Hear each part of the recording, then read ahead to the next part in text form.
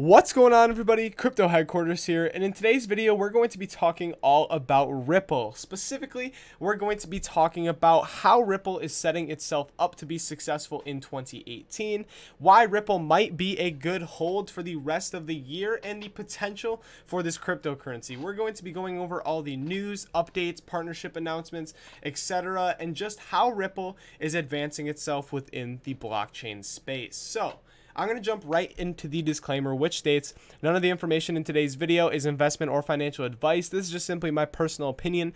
Please do your own research before investing. Invest at your own risk. Don't invest more than you can afford to lose, and consult a financial advisor if necessary.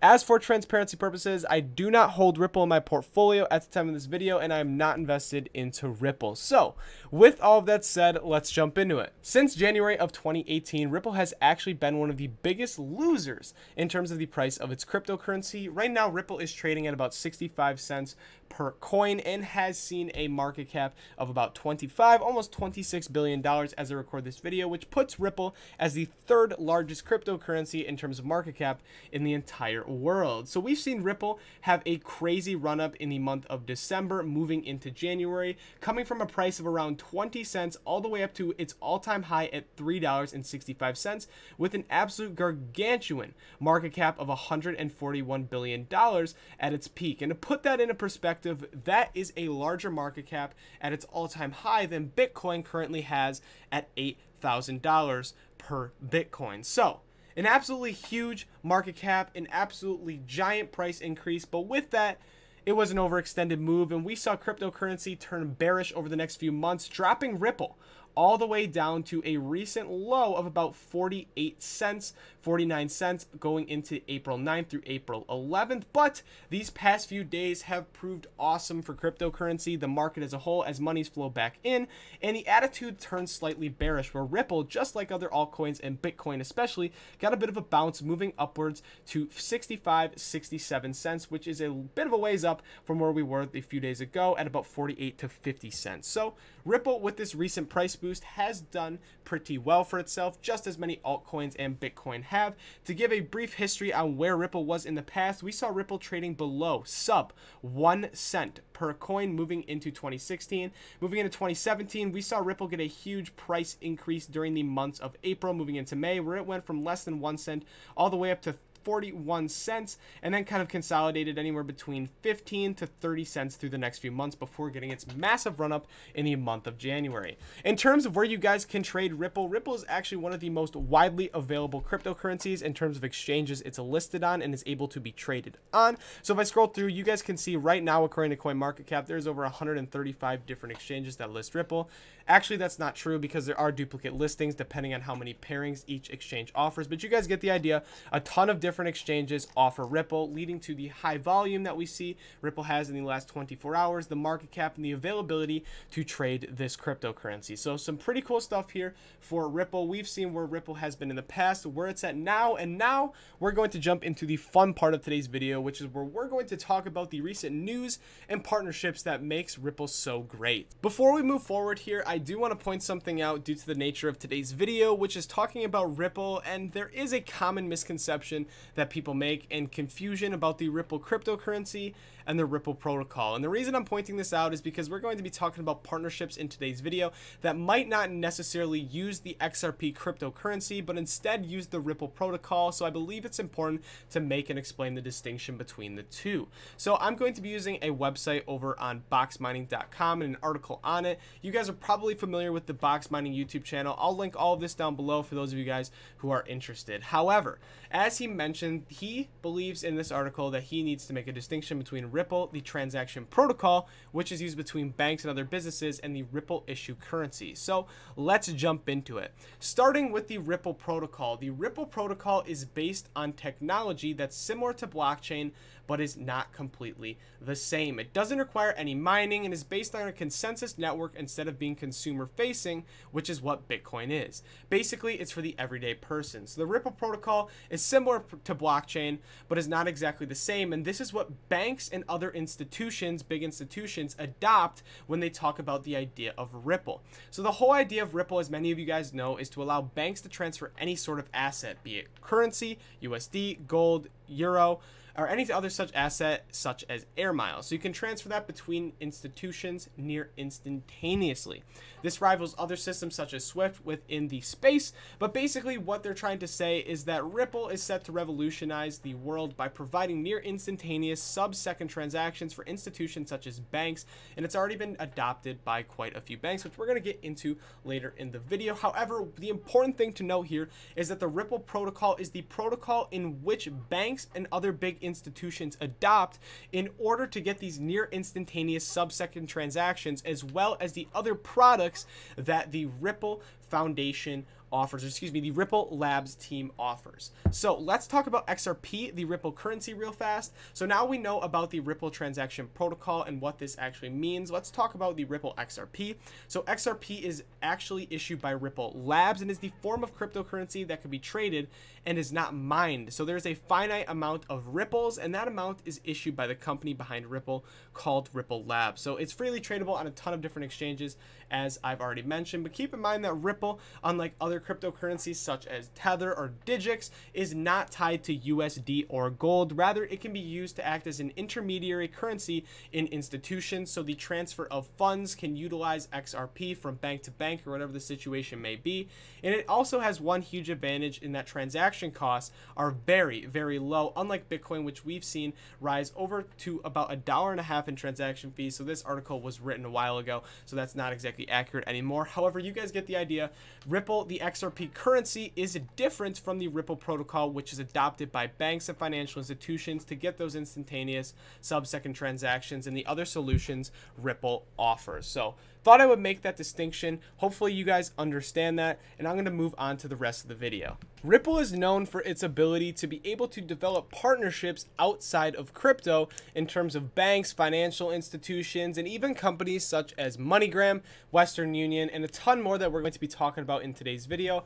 But this, nonetheless, is a great example of how to see real-world adoption, get the Ripple protocol and the Ripple XRP cryptocurrency out there, and seeing actual use, which has largely contributed to its overall market cap at sitting at third in the world. So Ripple, nonetheless, has shown how to do it within this space. But if we look, I'm going to be using an article over on cryptodaily.co.uk, which was written by Nathan Bentley relatively recently on April 12th of 2018, and will be linked in the description down below for those of you guys who are interested. However, let's take a look at some of the partnerships that have stood out for him. The first of which he mentions is the Bank of England tested Xcurrent as of March of 2017. The Royal Bank of Scotland unfortunately tested Xcurrent in 2018, but did not mark any further progression afterwards.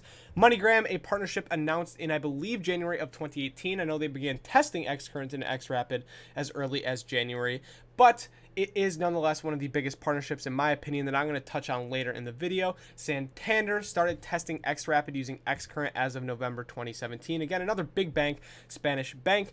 BBVA using Xcurrent as of April of 2017, but this is only a few of those organizations that are using it. These are kind of some of the highlights. Additionally, we've started seeing XRP bring partnerships with other organizations such as Asia, MTM, We Make Price, Selly, Bishop, and Flash FX, and this, again, isn't even all of them. There's a ton more out there that you guys can look up as well, but basically, these are some pretty big partnerships. Going from top to bottom, we have multiple banks on here, some of them as big as Santander, as well as one of the biggest payment processors in the entire world in the company known as MoneyGram.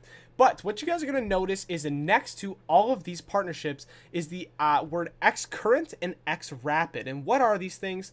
Well, let me explain. Ripple has three solutions, if you will, in order to offer one experience to send money globally using blockchain technology. The first of which has to do with payment processing, Xcurrent.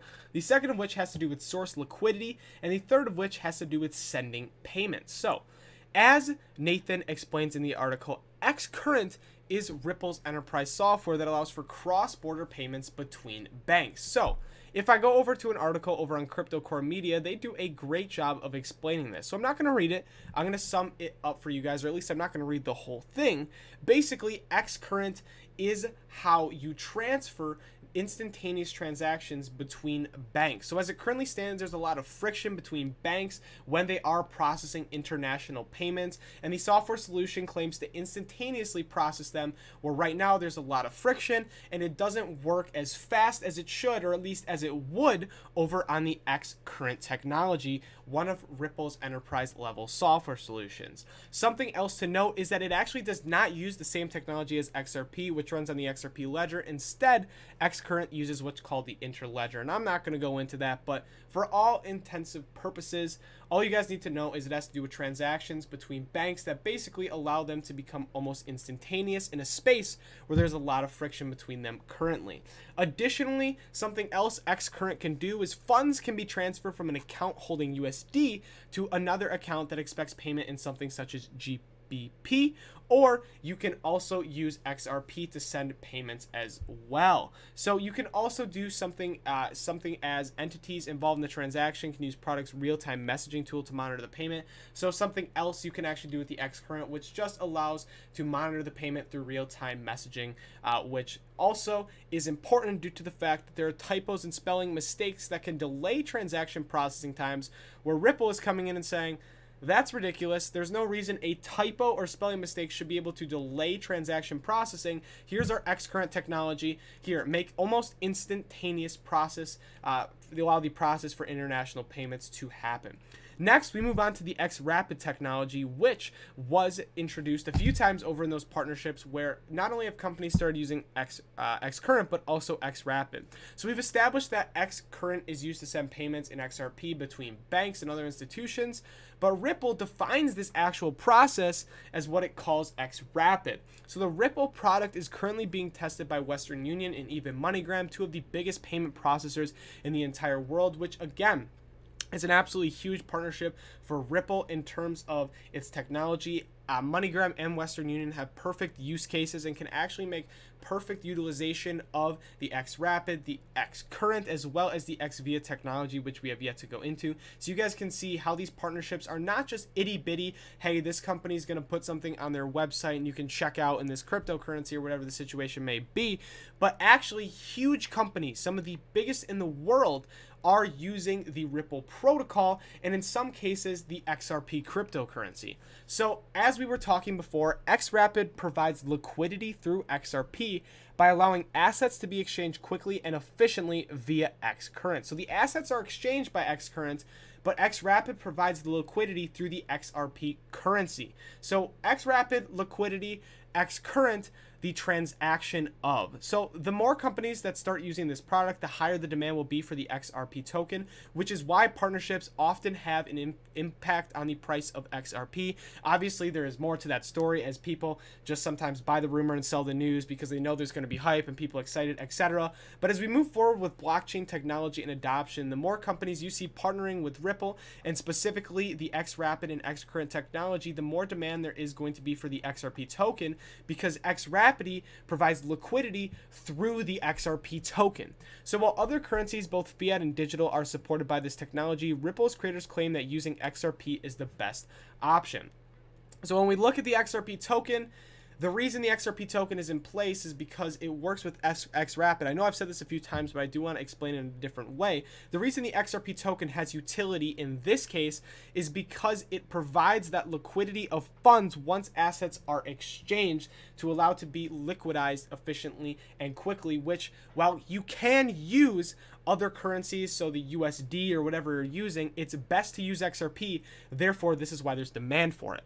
And finally, when we look at xVia, this is actually slightly different from xCurrent and xRapid. So while xCurrent and xRapid are the technology and the state-of-the-art payments that goes into that, the xVia product has to do with customer support. So it aims to offer the company's clients a user-friendly interface. One way to understand how xVia works is to compare it to the popular WhatsApp messaging application. Although they're both quite different in their overall design and function, they share a common design technique. So this has to do with customer service, providing a user-friendly interface, which we all know is very important if you want the technology to actually see some adoption. So the way that they compare this is the creators of WhatsApp use a clever method to hide the complicated way its instant messaging works into an easy-to-use interface. Similarly, xVia attempts to conceal the complex nature of Ripple's payment technologies But like many other companies' payment products, the option to use XRP is provided as well. So XVIA, basically user-friendly adoption, customer service, in a way. So obviously you guys can read more about XVIA and how they're utilized, remittance providers using XVIA, etc.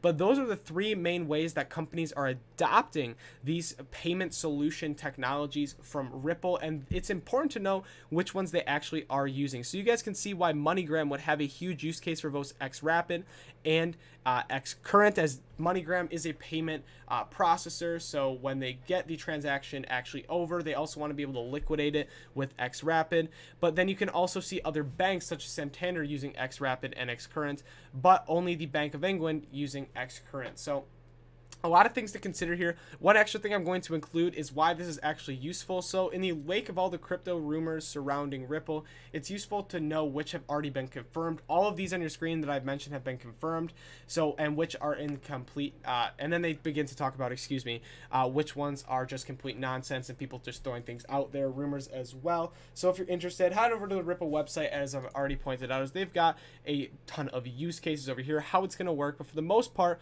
I covered what the Ripple Net solutions are in a nutshell. At this point, I feel like I've only skimmed over some of the partnerships and talked about them very quickly, so I do want to take a moment to outline some of the big partnerships that could mean good things for Ripple moving forward. So the first partnership I'm going to be talking about can be found over on Global Coin Report, where I'm going to be using an article where we're going to talk about the Santander Bank and its partnership with Ripple. So Spanish-based international bank Santander confirmed the launch of its Ripple Power blockchain payment network Thursday, April 12th, becoming the first bank to do so. OnePayFX utilizes Ripple's blockchain technology to cut the cost and waiting time associated with international fund transfers. The move sees Santander beat rival banks to be the first customer-ready Ripple settlement implementation. This is pretty big news because it illustrates an example of real-world adoption within the financial industry using blockchain technology. An international bank like Santander will be one of the first to pressure other banks to adopt a similar mentality for utilizing blockchain tech or risk dying out as a company. So the reason that Santander is a big partnership, in my opinion, is due to the fact that Santander is a pretty big international bank, and if Santander is utilizing Ripple's technology that it's created, we've already covered how this is going to impact the price of Ripple with its technology, and the more partnerships Ripple has, the better it's going to mean for the cryptocurrency and the project. But when we look at something as big as Santander, having the first customer-ready settlement implementation basically means that we're getting closer and closer to seeing a ton of banks accept the Ripple protocol, as well as accept the XRP currency in terms of transactions. So this is big news just for a few reasons. Again, I'll cover them all. Big news, big company.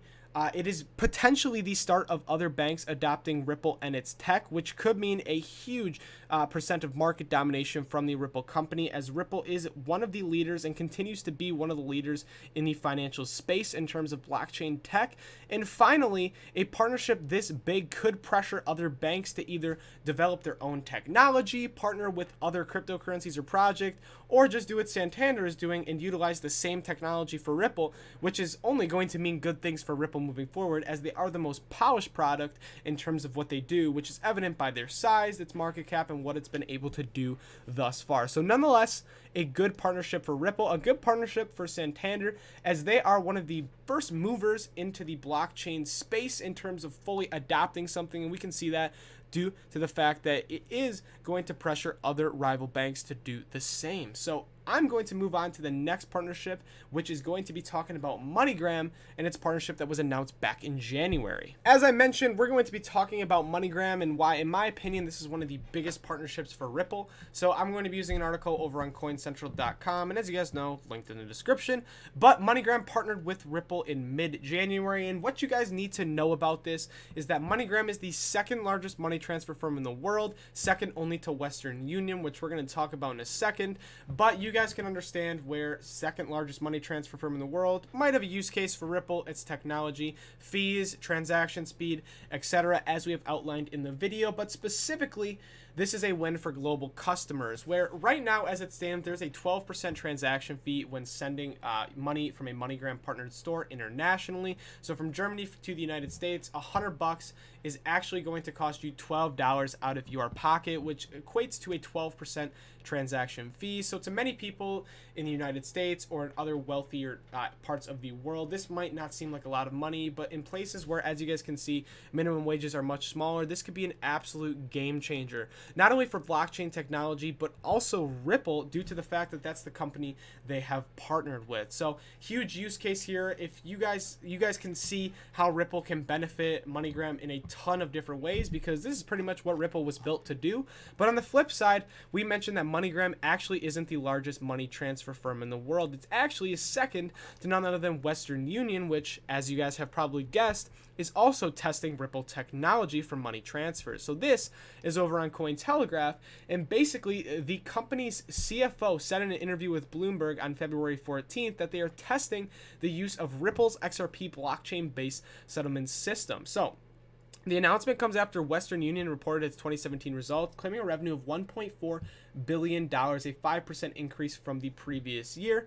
And the CEO of Ripple told Bloomberg that Western Union has decided to look at another platform in order to facilitate money transfers, particularly cross-border ones. He explained their choice by claiming that Ripple allows for its transactions that are 1,000 times faster and 1,000 times cheaper than Bitcoin. So it seems like Western Union was looking into blockchain tech in the first place, and Ripple is just the clear front runner in terms of the technology that works the best and that they want to utilize. So maybe Western Union took notice as soon as MoneyGram partnered with Ripple. Maybe they were already looking into this. Who knows? But what I do know is that two of the biggest, the top two money transfer firms and payment processors in the world are utilizing Ripple or XRP technology, which in my opinion, the partnerships don't get any better than that when you consider that this is what Ripple was set out to do. This is the companies that they want to partner with, and they are just getting pretty much everything in terms of use cases and adoption that they're going to see from these companies. So this is going to prove to, at least in my opinion, prove to pay big dividends in the future when we talk about the future of payment, transferring, and processing throughout the world, but also the price of the XRP cryptocurrency, which is why you guys are watching this video. Finally, we're going to be talking about the supposed partnership with Apple that Ripple recently, as I record this video, it was again written over on the same website, Crypto Daily, written by Nathan Bentley, as we have seen before. And this is actually very recent news as I record this video. So the recent news is that Apple will be integrating Ripple's Interledger payment system into their services. Again, no direct correlation with the XRP currency, but it does indeed open the door to a potential XRP integration in the future. So basically, Apple is utilizing Ripple's Interledger payment system in their services. So while they're not exactly utilizing XRP at this point in time, imagine if they open up the door to allow customers to pay with XRP, which would have a monstrous impact, as he states, on the price of the currency. So not much to talk about here. I don't want to hype this up any more than it already is. There's a ton of videos on YouTube talking about this, but at the end of the day, Apple is taking a step forward using some of Ripple's Interledger payment system technology. And at the end of the day, before anything becomes official, Apple is allowing for payments. Apple is doing this with Ripple. I don't want to hype this up more than it actually is. So right now, this is awesome news. This is cool news. This is a big step forward for Ripple. Obviously, it showcased its ability to get partnerships, and Apple is not something you guys, or at least anybody, should doubt Ripple on potentially requiring at one point in time. However, as it stands, right now, Ripple is not, as you guys might see by thumbnails of some videos, completely partnering with Apple. They are just, in fact, using some of their technology. So at the end of the day, I'm going to give my final thoughts and opinions in the next section of the video, but that's going to do it for my top 3 partnership announcements as of recently. At least Ripple again has a ton of different news announcements and partnerships. It almost seems like it's coming out daily, or at least a few times a week. And if we go back even further into the past, as we saw in the first article, Ripple is one to have partnerships left and right, even if I didn't cover them all in today's video. At this point in the video, I want to give my final and concluding thoughts about Ripple, the cryptocurrency, and Ripple, the project. So if it isn't evident by the way that I've been structuring and talking throughout the video, I am extremely impressed in the partnerships that the Ripple team has been able to develop in a space of cryptocurrency and a blockchain where many projects either overpromise and underdeliver or don't deliver in the first place. It's extremely refreshing, as I've mentioned, to see Ripple deliver on the things that they promised and actually see real-world use and adoption. Something else I want to talk about is the fact that we talk about all this new technology being developed and how it's all going to work. Ripple actually has working technology within industries, the financial industry, that's being utilized by companies today as I speak. And even though it may be very much in its infancy, the demand is there. People want to use the Ripple product, whether it be X Currency, X Rapid, X Via, whatever it may be.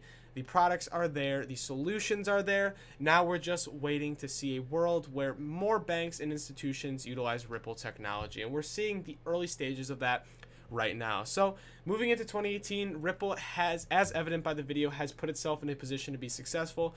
Unfortunately, I wasn't able to address some of the concerns by the Ripple community that are very valid in one shape or form, some of the which has to do with Ripple Labs and the idea that you can make an argument that Ripple is centralized due to the distribution of the Ripple tokens, but we're not going to jump into that. You guys can research that on your own.